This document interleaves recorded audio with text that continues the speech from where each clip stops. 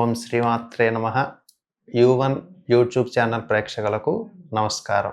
2026 జనవరి నుండి 2026 డిసెంబర్ వరకు కలిగినటువంటి సంవత్సర ఫలితాలను చూడడానికి ప్రయత్నం చేద్దాం. సాధారణంగా ఉగాది నుంచి తెలుగు సంవత్సరం అనేటటువంటిది ప్రారంభమవుతుంది. అయినప్పటికీ కూడా మనకు ఆంగ్ల సంవత్సరాదిని పాటిస్తూ జనవరి నుంచి కూడా మనకి ఎలాంటి ఫలితాలు కలుగుతాయి, ఎలాంటి పరిస్థితులు సమాజంలో ఏర్పడతాయి, తద్వారా వ్యక్తిగత జాతకంలో ఆ ప్రభావం ఎలా ఉంటుంది అంటూ వివిధ ద్వాదశ రాశులకు కూడా ఈ యొక్క 2026వ సంవత్సరం ఎలా ఉంటుంది అనేటటువంటి విషయాన్ని మనం తెలుసుకునే ప్రయత్నం చేద్దాం. ముందుగా మేషరాశి. అశ్విని, భరణి, కృత్తిక 1వ పాదంలో జన్మించినటువంటి నక్షత్ర జాతకులు. మేషరాశి వారికి చతుర్థంలో గురు సంచారము, అలాగే వక్రము తీరి వెనుకకు వచ్చేటప్పుడు తృతీయంలో గురువు సంచారం జరుగుతూ ఉంటుంది. మనకు ఈ యొక్క కర్కాటక సంక్రమణం జరిగేటప్పుడు మరలా గురువు కర్కాటక రాశిలో అంటే మేషరాశి వారికి చతుర్థ స్థానంలో గురువు సంచారము, ద్వాదశ స్థానంలో శని భగవానుని సంచారము, మరియు పంచమంలో కేతువు, లాభస్థానంలో రాహు సంచారం జరుగుతుంది.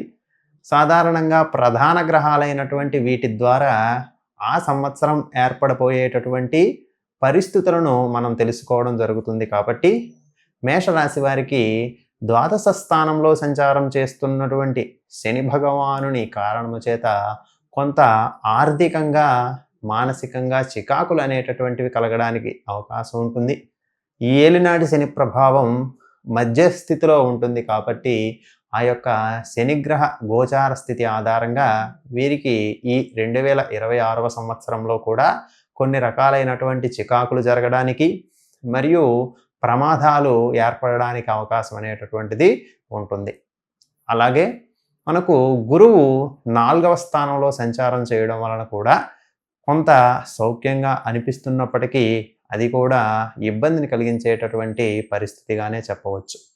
అయినప్పటికీ కూడా ఉచ్చస్థానంలో గురు భగవానుడి సంచారం చేయడం వలన కొన్ని రకాలుగా దగ్గర వరకు వచ్చి తప్పిపోయేటటువంటి కార్యాలు ఏవైతే ఉంటాయో అవి ముందుకు వెళ్ళడానికి అవకాశం అనేటటువంటిది ఉంటుంది. ప్రధానంగా వ్యవసాయదారులకు మనం ఈ సంవత్సరం పరిశీలన చేసేటప్పుడు ఎవరైతే కర్షకులు ఉంటారో వీరికి 2 పంటలు చేతికి అందడానికి అవకాశం ఉంటుంది. వాతావరణ పరిస్థితులు కొంత ఇబ్బందులు పెట్టినప్పటికీ కూడా దిగుబడిని అయితే పొందుతారు. కానీ దానికి తగినటువంటి ఫలితాన్ని అయితే పొందడానికి అంత సుముఖంగా ఉండదు అని మనం చెప్పడానికి అవకాశం ఉంటుంది. మరియు ఈ 2026వ సంవత్సరంలో విద్యార్థుల విషయంలో మనం చేసుకునేటప్పుడు వీరికి ఆ యొక్క అవకాశాలు ఏవైతే ఉంటాయో అవి దగ్గరకు వస్తూ పోవడానికి కూడా అవకాశం ఉంటుంది. కానీ గురువు యొక్క అనుగ్రహం చేత కొన్ని సందర్భాలలో చేజిక్కించుకోవడానికి కూడా అవకాశం ఉంటుంది. అయినప్పటికీ కూడా ధర్మ ప్రవర్తన కలిగి ఉండేటటువంటి మరియు తన యొక్క ధర్మాన్ని తెలుసుకుంటూ విద్య అనేటటువంటి దాంట్లో ప్రయత్నాలు ఎవరైతే ఎక్కువగా చేస్తూ ఉంటారో వారికి తప్పక విజయం అనేటటువంటిది కలగడానికి విద్యార్థులలో అవకాశం అనేటటువంటిది ఉంటుంది. ఇక వ్యాపారస్తుల విషయంలో మనం పరిశీలన చేసేటప్పుడు ఎవరైతే వ్యాపారస్తులు ఉంటారో వీరు ఆ యొక్క ధనం లేదంటే ముడి సరుకు ఏదైతే ఉంటుందో అది ఈ మొదటి అనగా ఉగాది ముందు వచ్చేటటువంటి 3 నెలల్లో సమకూర్చుకోవడం, వాటిని ఉగాది తర్వాత అమ్ముకోవడం ద్వారా వారికి అధిక లాభాలు రావడానికి అవకాశం అనేటటువంటిది ఉంటుంది. కాబట్టి వ్యాపారస్తులు తమ యొక్క సరుకు ఏదైతే ఉంటుందో అంటే ఆ ముడి సరుకు ఏదైతే ఉంటుందో దానిని ముందుగా కొనుగోలు చేసి భద్రపరచుకోవడం కొంత ఉపయుక్తంగానే కనిపిస్తూ ఉంటుంది. ఇక రాజకీయ రంగంలో ఉండేటటువంటి వ్యక్తులకు ఇది అంత సమర్థవంతమైన కాలంగా చెప్పబడలేదు. అందులో ఉగాది తర్వాత వచ్చేటటువంటి సంవత్సరం పరాభవనామ సంవత్సరం కాబట్టి ఇక్కడ రాజకీయ రంగంలో చూసేటప్పుడు ప్రతి విషయంలో కూడా మేషరాశి వారికి పరాజయం కలగడానికి అవకాశం ఉంటుంది. ఎవరైతే రాజకీయ రంగంలో అధిక శ్రమ చేస్తూ ఉంటారో వారికి తగిన ఫలితం దక్కక మానసికంగా ఇబ్బంది పడుతూ ఉంటారు. అలాగే ధనం వ్యయం కూడా జరగడానికి అవకాశం అనేటటువంటిది ఉంటుంది. ఉద్యోగస్తులలో వారు చేసేటటువంటి ధర్మ మరియు కార్యాచరణ ఏదైతే ఉంటుందో అది అందరి ముందు కూడా నెగ్గుకు రాగలుగుతారు. అందరి ముందు ఆ యొక్క ఉద్యోగి ఉన్నతంగా ఉండేటట్లు కనబడతారు. 10 మందికి ఆదర్శంగా కూడా ఈ సంవత్సరం మీరు నిలబడడానికి ప్రమోషన్లు వంటివి వచ్చినట్లే వచ్చి తప్పిపోవడం అనేటటువంటిది కూడా ఈ సంవత్సరం జరుగుతూ ఉంటుంది. కాబట్టి ప్రమోషన్లు, ఇంక్రిమెంట్లు వంటి వాటి కోసం ఉద్యోగులు అంతగా ఆశించకపోవడం చాలా మంచిది. ఇక ఇతర రంగాలలో ఉండేటటువంటి వ్యక్తులకు ఇది అంత సరైన కాలంగా కనిపించట్లేదు.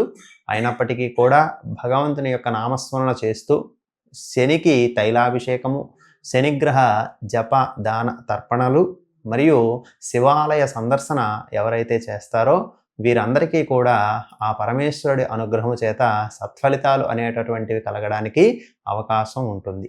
ప్రధానంగా అశ్విని నక్షత్ర జాతకులు సంకష్టహర చతుర్థి వ్రతాన్ని ఆచరించడం మరియు భరణి నక్షత్ర జాతకులు శుక్రగ్రహానికి ప్రీతిగా మేడి చెట్టును సందర్శించడం, మేడి చెట్టును పూజించడం, అలాగే మేడి చెట్టు యొక్క సంరక్షణ బాధ్యతలు తీసుకోవడం ద్వారా వారికి జయం కలగడానికి అవకాశం ఉంటుంది. అలాగే కృత్తికా నక్షత్ర జాతకులు సూర్య ఆరాధన వైపు ఎక్కువగా తమ యొక్క కాలాన్ని ఖర్చు చేయడం ద్వారా సూర్యగ్రహ సంబంధమైనటువంటి స్తోత్రాలు, నామపారాయణలు చేయడం వల్ల వారు జయాన్ని పొందడానికి అవకాశం ఉంటుంది. సంవత్సర ప్రారంభంలో వీరికి ధన వ్యయం జరగడానికి మరియు ఆర్థిక సంబంధమైనటువంటి ఇబ్బందులు కలగడం, కుటుంబంలో కలహాలు ఏర్పడడం వంటివి జరుగుతూ ఉంటాయి. కాబట్టి జీవిత భాగస్వామితో మరియు కుటుంబంలో ఉండేటటువంటి పెద్దలతో ఆచితూచి వ్యవహరించాలి. వారు చెప్పేటట్లు వినడం కూడా మనకి ఎంతో అవసరమైనటువంటి కాలంగా చెప్పవచ్చు. బంధుమిత్రుల యొక్క సహకారాన్ని పొందడానికి ఎప్పుడూ కూడా వెనుకాడకూడదు. కొన్నిసార్లు తనకన్నా చిన్నవారి యొక్క సలహాలను కూడా పాటించడం వలన మేషరాశి వారు విశేషమైనటువంటి ఫలితాలను పొందడానికి అవకాశం ఉంటుంది. అలాగే మార్చి నుంచి అంటే ఉగాది తర్వాత నుంచి కూడా కొంచెం ధన వ్యయం అవుతున్నప్పటికీ కూడా సంవత్సర అంత్యంలో విజయాన్ని పొందడానికి మరియు మార్గదర్శకులైనటువంటి వ్యక్తుల పరిచయాలతో వీరి యొక్క జీవితాలలో ఏర్పడేటటువంటి కష్టాల నుంచి బయటకు రావడానికి అవకాశం ఉంటుంది. కాబట్టి 2026వ సంవత్సరం అంత శుభసూచకంగా కనబడకపోయినప్పటికీ కూడా దైవారాధన వలన వీళ్ళు నెగ్గుకు రావడానికి అవకాశం ఉంటుంది.